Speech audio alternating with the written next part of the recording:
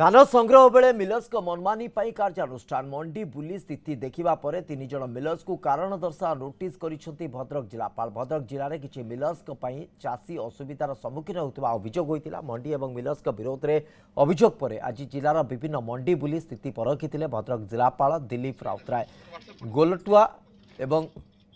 आम्बरौली स्थित दुईटी मंडी में सत्यासत्य जांच पर 3 जन मिलर्स को शोकज नोटिस करा संतोषजनक उत्तर दे न पारे से विरोध में कार्यानुष्ठान हेबो बोली जिलापाल कहते।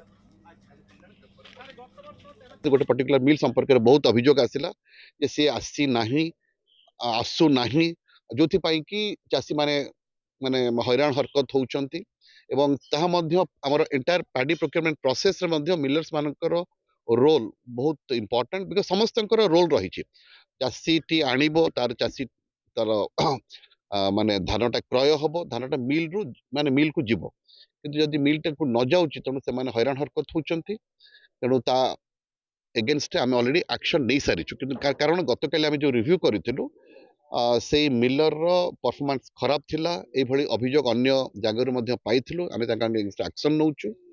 द्वितीय कथा हूँ जो मैंने भल कम कर आप्रिशिएट कर खाली एक्शन नो आप्रिसिएशन चली